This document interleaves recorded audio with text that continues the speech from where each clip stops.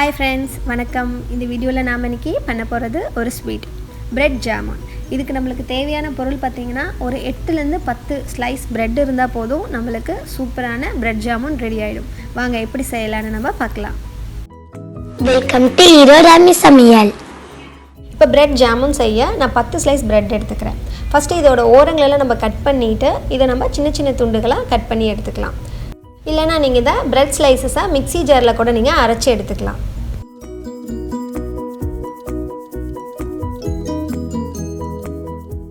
Slice பிரெட்டுக்கு உங்களுக்கு 15 ல இருந்து 18 ஜாமன் பால்ஸ் கிடைக்கும். இது போல சின்ன சின்ன துண்டுகளா நம்ம கட் பண்ணிட்டு ஒரு பவுல் எடுத்து நம்ம வச்சுக்கலாம். இப்போ நம்ம பிரெட் ஸ்லைசஸ்லாம் இது மாதிரி சின்ன சின்ன துண்டுகளா கட் பண்ணி எடுத்தாச்சு. நெக்ஸ்ட் நம்ம ஜாமுனுக்கு மாவு ரெடி பண்ணிக்கலாம். நம்ம பால் விட்டு நம்ம இது மாவு பிசைஞ்சிக்கலாம். கொஞ்சம் கொஞ்சமாக நம்ம பால் ஆட் பண்ணிக்கலாம். இது ரொம்ப சாஃப்டாகவும் ஆகிடக்கூடாது, அதனால் கொஞ்சம் கொஞ்சமாக நம்ம பால் விட்டு நம்ம பிசைஞ்சிக்கலாம். இப்போ 10 ஸ்லைஸ் ப்ரெட்டுக்கு பார்த்திங்கன்னா எனக்கு 1/4 டம்ளர் பால் இதுக்கு தேவைப்பட்டுச்சு.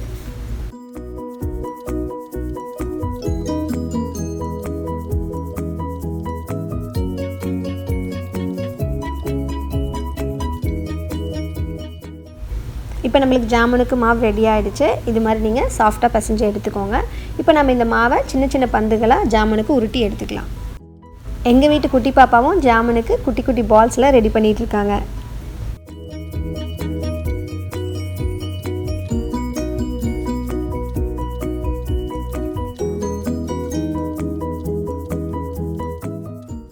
மாவை அழகான குட்டி குட்டி பால்ஸாக நம்ம உருட்டி எடுத்தாச்சு.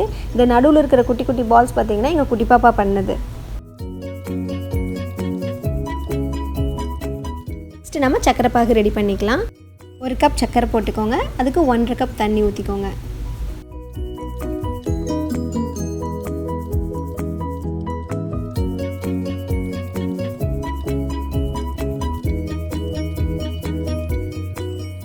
சக்கரை கரைஞ்சதும் நீங்கள் ஏலக்காய் தூள் போட்டு ஸ்டவ் ஆஃப் பண்ணிக்கோங்க.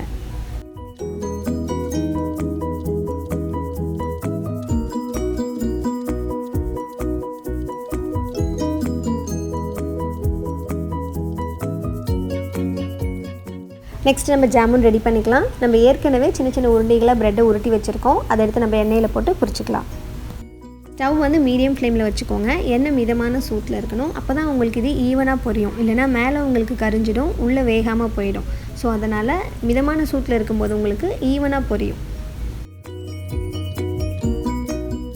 நீங்கள் இதை லைட்டாக கிளறி விட்டுக்கிட்டே இருங்க. இல்லைன்னா ஜாமுனோட கீழே வந்து உங்களுக்கு ப்ரௌன் ஆகிடும், கரிஞ்சு வந்துடும். ஸோ அதனால் நீங்கள் இதை லைட்டாக இது மாதிரி கிளறி விட்டுக்கிட்டே இருங்க.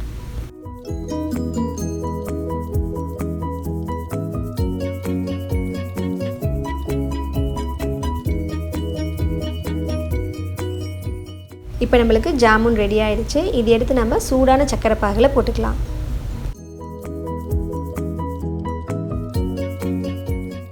மீதி இருக்கிற பிரெட் பால்ஸையும் நம்ம எண்ணெயில் பொரிச்சு சக்கரை பாகில் போட்டுக்கலாம்.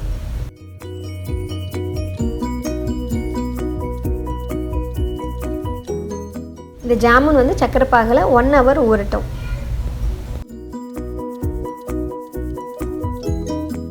இப்போ பாருங்கள் 1 ஹவர் ஜாமுன் நல்லா ஊறிடுச்சு, நல்லா சாஃப்டாக இருக்குது. இப்போ நீங்கள் இதை சர்வ் பண்ணிக்கலாம். இப்போ நம்மளுக்கு சூப்பரான நல்ல டேஸ்டான பிரெட் ஜாமுன் ரெடி. இது செய்கிறதுக்கு ஒரு 10 நிமிஷம் இருந்தால் போதும், நம்ம டக்குன்னு செஞ்சிடலாம். நீங்களும் உங்கள் வீட்டில் இது மறக்காமல் செஞ்சு பாருங்கள். உங்களுக்கு இந்த வீடியோ பிடிச்சதுன்னா ஈரோடு அம்மி சமையலுக்கு லைக் பண்ணுங்கள், வீடியோஸை ஃப்ரெண்ட்ஸ் கூட ஷேர் பண்ணுங்கள், சப்ஸ்கிரைப் பண்ணுங்கள், பெல் ஐக்கானை கிளிக் பண்ணுங்கள். தேங்க்யூ.